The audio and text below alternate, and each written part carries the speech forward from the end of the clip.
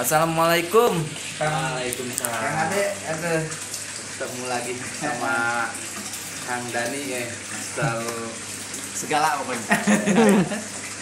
Ini dengan Kang Ade itu bukan siapa-siapa di bidang hobi, ini hobi ikan hias, khususnya di ikan koi. Ini sebelain hobi, Kang Ade ini jual beli juga gitu, jual beli ikan koi. Jadi iya, tidak hanya di seputaran Sumedang, sampai ke luar kota juga nyampe gitu. Info bisnis begitu. Jadi rajin lah kalau urusan jual beli ikan koi, karena ikan koi dari Kang Ade ini berkualitas. Masih kalau saya lihat Kang Ade lebih identik kepada ikan koi ini ya, Blitar ya. Ya, kalau buat indukan memang pilih-pilihnya yang kualitas mungkin nomor satu dulu. Nanti buat proses pembesaran, buat proses tetes telurnya mungkin sambil belajar lah. Iya. Indukan dulu nomor satu. Ya, lihat tuh ininya ikannya ya. Nah, ikan koi yang kita coba. Nah, ini sedikit nih buat pajangan depan rumah saja. Beberapa jenis mungkin. Ya. Oh ya, udah pada jinak ya. Mulai jinak, kalau ini masih. Itu Kang Ade bisa jinak itu emang dari kecil atau pas kita belanja ke Blitar dalam keadaan jinak gitu? Kalau biasanya kalau ikan-ikan breed atau ikan yang emang buat perputaran bisnis nggak dilatih buat jinak, yang penting mereka dari postur sama dari warna.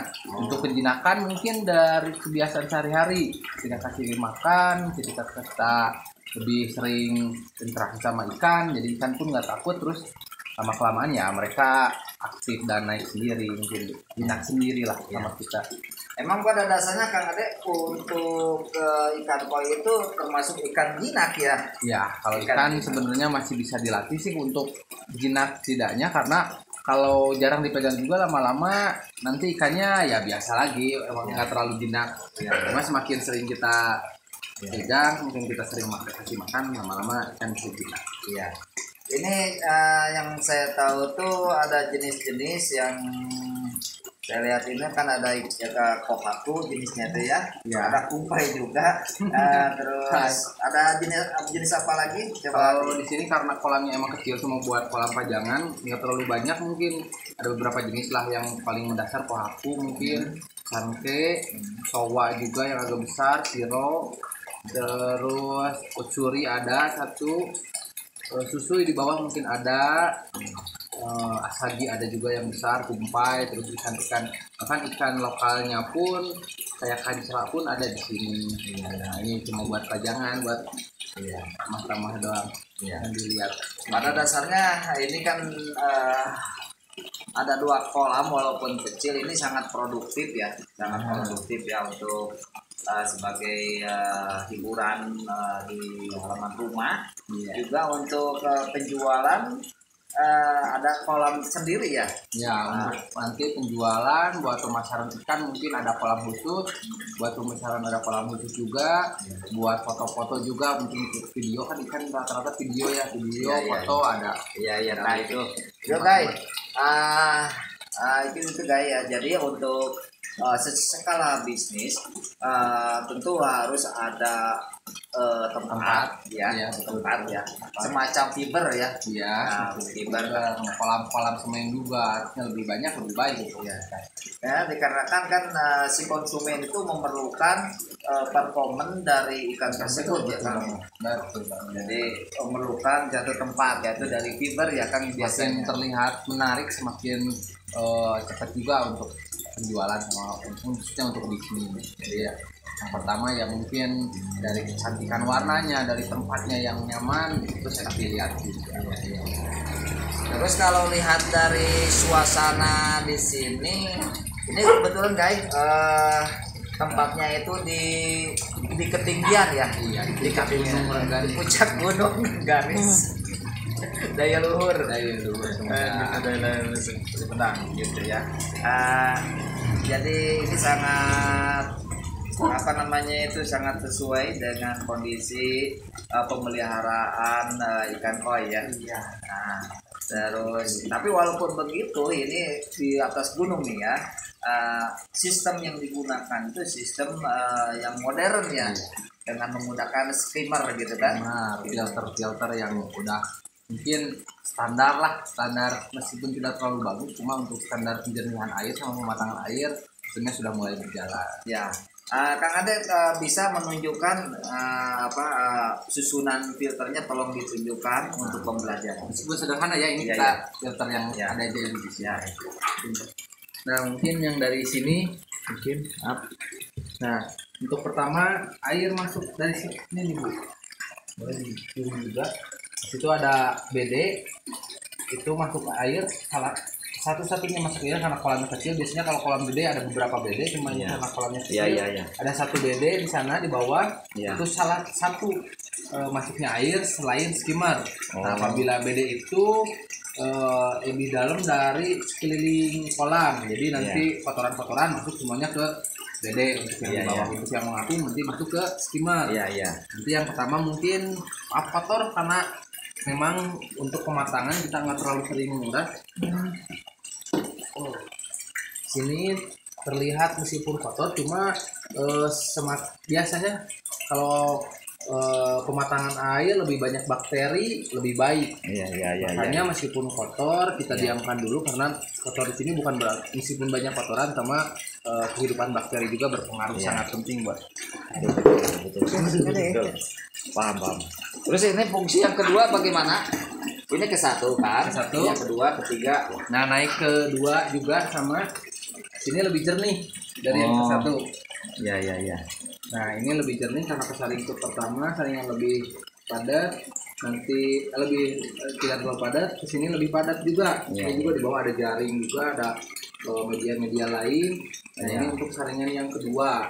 Ya, jadi bahannya ada jaring. Jadi dalam jaring itu ada kerang apa? Ya, di blok. Biasanya kalau jaring disimpan di paling bawah, nanti di atasnya ditumbuk-tumbuk media lain. Nanti setelah satu, kedua, kita jatuh ke tiga, dan dari sini baru air. Jadi si air dari kolam itu dari bawah ke atas gitu ngalirnya. Dari bawah ke atas, nanti dari atas sini kita kasih selang lagi ke bawah lagi. Ke bawah lagi gitu kan, naik ke atas. Gitu, karena air yang jernih harus selalu selalu di atas. Iya. Dari atas kita turun lagi di bawah, saring lagi sampai atas.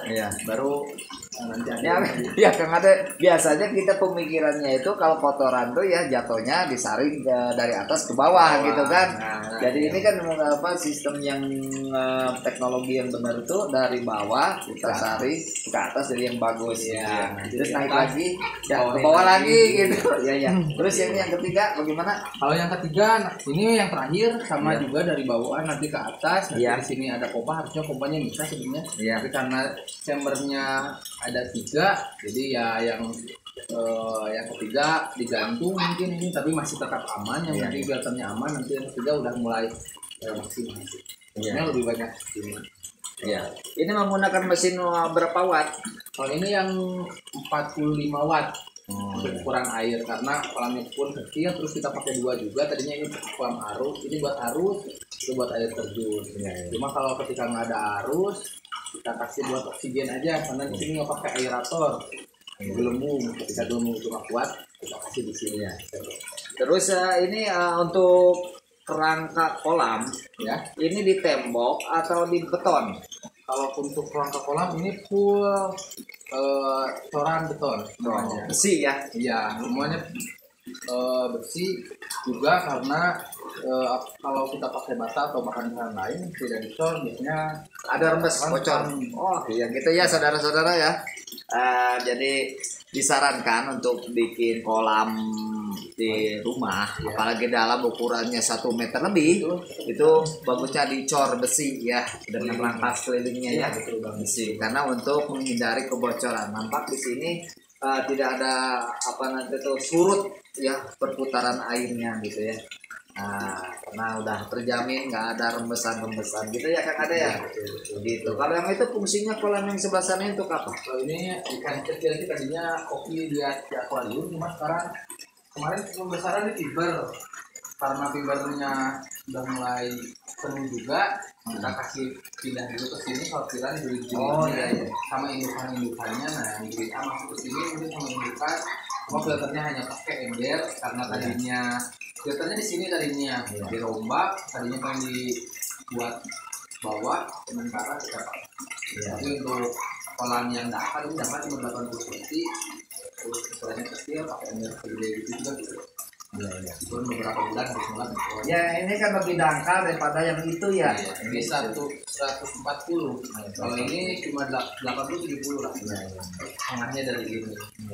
Hanya ini kalau Begitu guys, sementara penjelasan dari Kang Ade 10 menit keeping koi ya, mempertahankan koi diantaranya struktur atau rangka beton ya, rangka beton dari kolamnya ini biar kuat, terus skimmingnya juga, filternya, terus untuk penjualan ya, penjualan ikan koi itu memerlukan suatu wadah atau tempat yang bisa menarik dari konsumen begitu. Sementara begitu Kang Ade untuk informasinya. sama-sama. Begitu. Terima kasih buat kunjungannya, penjualannya. Nah, kita bisa ketemu kita. Jangan lupa like and subscribe juga komen. Nanti kita jalan-jalan lagi untuk mencari ilmu pengetahuan tentang dunia perikanan, khususnya di ikan koi. Ya, terima kasih ya Kang. Terima kasih banyak, sama-sama.